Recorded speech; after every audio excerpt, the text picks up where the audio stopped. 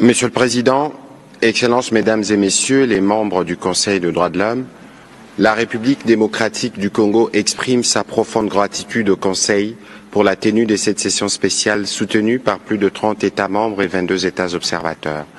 Cette réunion répond à l'urgence de la situation actuelle et aux violations massives des droits de l'homme et atteintes qui frappent les populations du Nord et du Sud Kivu, résultant de l'agression des forces de défense rwandaises et de leurs supplétifs du M23 et de l'AFC.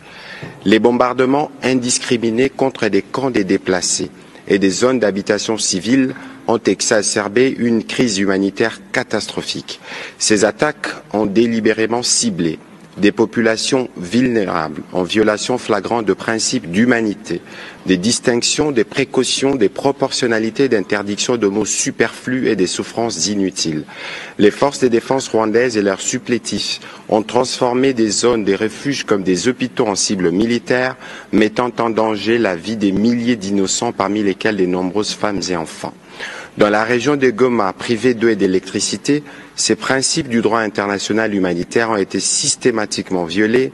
Les bombardements indiscriminés ont frappé des zones résidentielles, provoquant des déplacements massifs des populations et attaquant de cas de personnes déplacées internes. Cette situation est d'autant plus alarmante qu'elle se déroule dans un contexte où des populations déjà vulnérables se trouvent prises au piège entre les forces rwandaises et leurs supplétifs du M23, notamment soutenus par des acteurs extérieurs. Selon les chiffres de l'ONU, lors de l'agression qui a conduit à l'occupation de Goma, au moins 3000 personnes ont perdu la vie et plus de 3000 autres sont aujourd'hui blessées. Les attaques ciblant les civils, les déplacements forcés et les attaques contre les camps de personnes déplacées internes témoignent d'une brutalité inacceptable, étayée par des atrocités indescriptibles, notamment des meurtres, des viols de moins de 200 femmes, des massacres et les recrutements forcés d'enfants conduits dans des centres de formation à Rutshuru et ailleurs.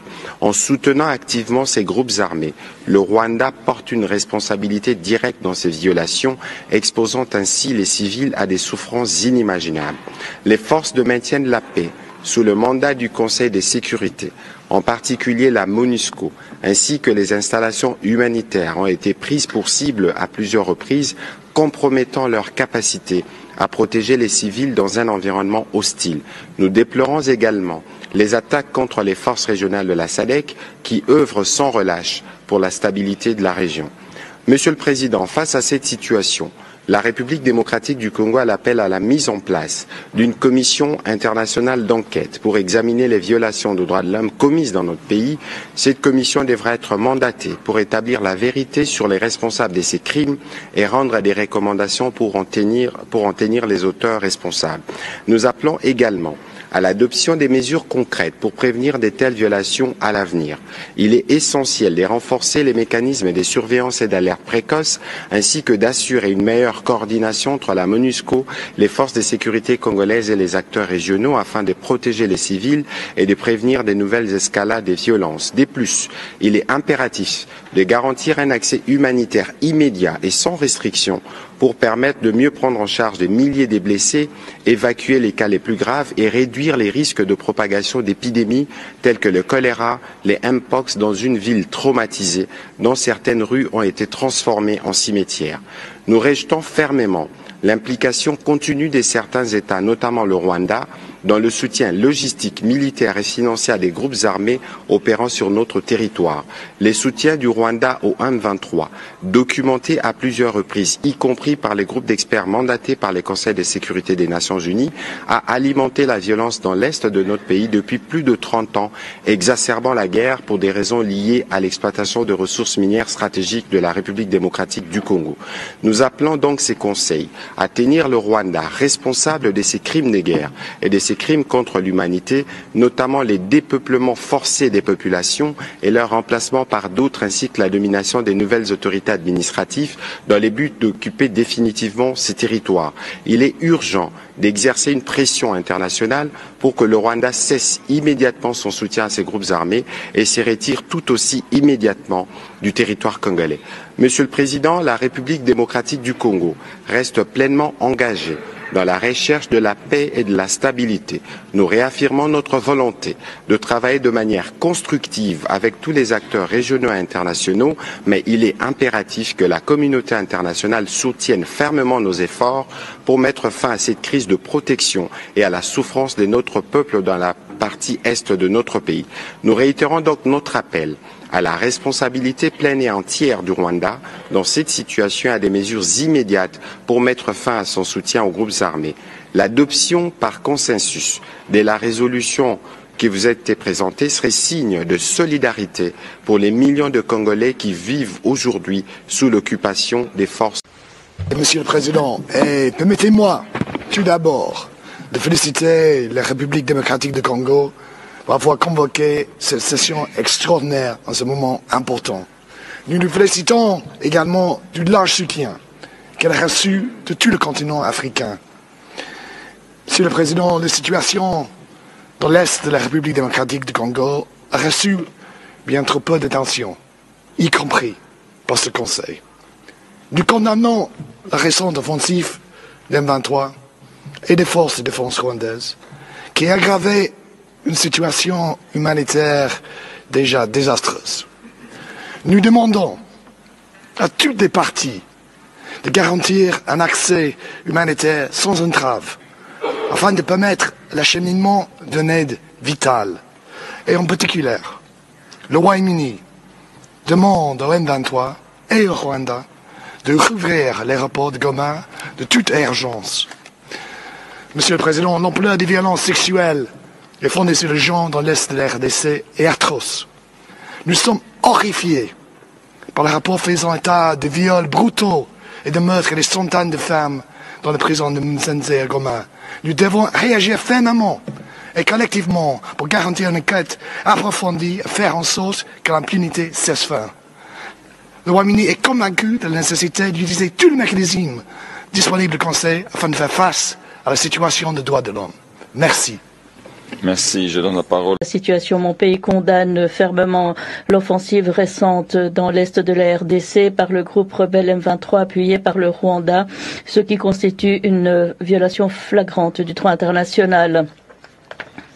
Ceci n'a eu de cesse d'attiser la crise humanitaire et d'accroître le risque de guerre régionale à grande échelle. L'Espagne condamne les graves violations des droits de l'homme commises dans le cadre de cette escalade de violence. Nous condamnons en particulier les exécutions sommaires, l'enrôlement forcé d'enfants, la violence sexuelle et fondée sur le genre et les déplacements forcés de centaines de milliers de civils que viennent de nous décrire les intervenants. Nous exhortons toutes les personnes concernées par le conflit à respecter les droits humains et le droit international humanitaire en garantissant ainsi à la population civile un plein accès à l'aide humanitaire et à la reprise des négociations dans le cadre des processus de Luanda et de Nairobi. De même, nous invitons instamment le Rwanda à respecter la souveraineté et l'intégrité territoriale de la RDC, à cesser d'appuyer de quelque manière que ce soit le M23 et à se retirer du territoire de la RDC. L'Espagne appuie la résolution présentée par la RDC qui demande la mise en place d'une mission d'établissement des faits indépendante chargée de documenter et d'enquêter sur les graves violations des droits humains et du droit international humanitaire commises dans le Nord Kivu et le Sud Kivu depuis janvier 2022. Cette décision approfondit et renforce la coopération qui existe déjà au sein du bureau du haut-commissaire. La décision de la Cour pénale internationale nous semble particulièrement importante. Il est essentiel que les auteurs de toutes ces atrocités rendent des comptes dans un pays déjà exsangue.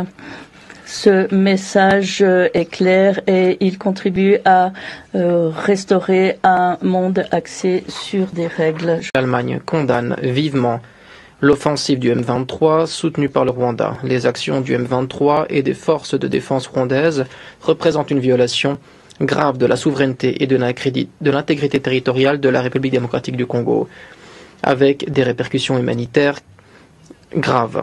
La population de l'Est de la RDC, déjà en proie à une pauvreté accrue et à l'instabilité, frappée par des décennies de conflits, risque maintenant de plonger dans une crise humanitaire et une crise des droits humains.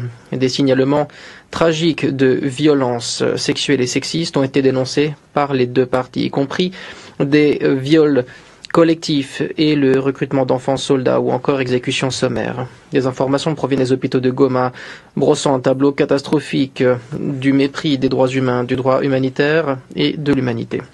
Nous remercions le haut-commissaire de son exposé aujourd'hui. Nous reprenons à notre compte son appel à mettre fin à la violence et à ce que toutes les parties respectent leurs obligations au titre du droit international humanitaire et du droit international des droits de l'homme. Ce conflit et les souffrances des civils durent depuis trop longtemps et doivent s'arrêter au lieu d'essaimer. Nous exhortons toutes les parties à s'engager pleinement à une résolution pacifique et négociée du conflit. Un processus politique inclusif sous la houlette africaine a déjà permis de poser les jalons des processus de Luanda et Nairobi. C'est la seule sortie possible. Le Rwanda doit retirer ses troupes et arrêter de soutenir le M23. La RDC doit également prendre en compte les préoccupations de sécurité du Rwanda. Les civils touchés, les femmes et les enfants en particulier, dépendent du soutien vital des forces de paix et de l'assistance humanitaire. Les organisations humanitaires doivent avoir un accès sans entrave à toutes les personnes dans le besoin afin de pouvoir apporter leurs efforts vitaux. Dès lors, nous appelons tous les acteurs à accorder cet accès immédiatement. Nous nous félicitons de cette initiative déposée par le pays concerné, la RDC. L'Allemagne est prête à soutenir l'établissement proposé d'une mission d'établissement des faits indépendante afin que les violations soient recensées et que tous les responsables soient tenus pour compte. Merci. Monsieur le Président, la Belgique accueille positivement l'initiative prise par la République démocratique du Congo d'appeler à une session extraordinaire de ce Conseil. Face à l'escalade du conflit à l'est de la RDC, ce Conseil, dont le rôle est de veiller à la prévention et au rapportage indépendant des violations des droits humains, ne peut rester silencieux. Ceci est d'autant plus vrai lorsque le pays concerné par ces violations en est lui-même demandeur. La Belgique soutient donc la demande des autorités congolaises visant à établir une mission indépendante d'établissement des faits pour les incidents survenus à l'est du pays depuis janvier 2022. Toute la lumière doit être faite, et sans tarder, sur ces violations et atteintes, et les auteurs doivent être tenus responsables. À de nombreuses reprises, la Belgique a fait part de son inquiétude et a condamné les nombreuses violations et atteintes aux droits humains en RDC, et en particulier celles perpétrées à l'égard des femmes et des enfants. Une fois de plus, mon pays est alarmé par les rapports faisant état de massacres, de violences sexuelles exacerbées liées au conflit, d'exécutions sommaires, d'attaques sur les infrastructures civiles et d'une situation humanitaire désastreuse où le nombre de déplacés et de redéplacés explose. Celles-ci viennent s'ajouter à une déjà longue liste de violations et atteintes sur tout le territoire. La Belgique appelle dès lors toutes les parties au conflit à mettre fin immédiatement aux violations du droit international humanitaire et des droits humains et à s'inscrire à nouveau dans les négociations de paix.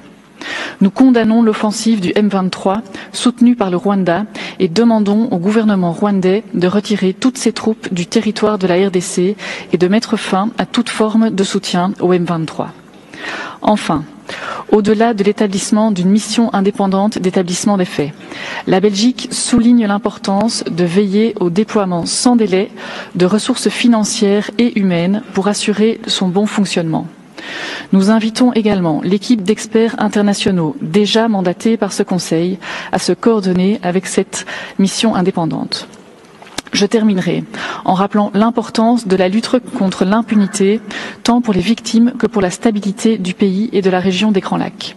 Nous appelons toutes les parties à s'engager sérieusement et constructivement dans ces efforts. Je vous remercie. L'offensive lancée par le F-23 avec le soutien du Rwanda a des conséquences catastrophiques pour une population déjà vulnérable et les rapports du haut-commissaire et de la représentante spéciale du secrétaire général jettent une lumière crue sur ce qu'il se passe. La France condamne à nouveau fermement l'offensive du M23, groupe rebelle soutenu par le Rwanda qui doit se retirer immédiatement des territoires dont il a pris le contrôle. La France appelle à la reprise du dialogue, elle réitère son soutien au processus de Luanda et Nairobi, elle appelle les parties à respecter leurs engagements. Retrait des troupes rwandaises du territoire congolais et mise en œuvre du plan de démantèlement des forces démocratiques de libération du Rwanda, FDLR, du M23 et des autres groupes armés. La priorité doit aller à la cessation des hostilités, au retour à la table des négociations, à la protection des civils et au respect des droits de l'homme. Tous les efforts doivent être entrepris pour mettre fin à la catastrophe humanitaire. La France renouvelle son soutien aux Nations Unies et à l'ensemble de la communauté humanitaire en République démocratique du Congo. Un accès humanitaire complet, sûr et sans entrave doit être garanti. Tous les moyens doivent être donnés aux acteurs humanitaires pour porter secours en sécurité aux populations civiles. Les violences commises contre les civils doivent cesser. Le viol collectif de femmes à la prison de Goma le 27 janvier, s'il devait être confirmé, est susceptible de constituer un crime de guerre, tout comme la mort de 3 casques bleus de la MONUSCO qui doit pouvoir exercer sa mission de protection des civils. Ces crimes ne sauraient rester impunis. La documentation des violations doit être assurée. La France remercie l'équipe d'experts pour ses travaux.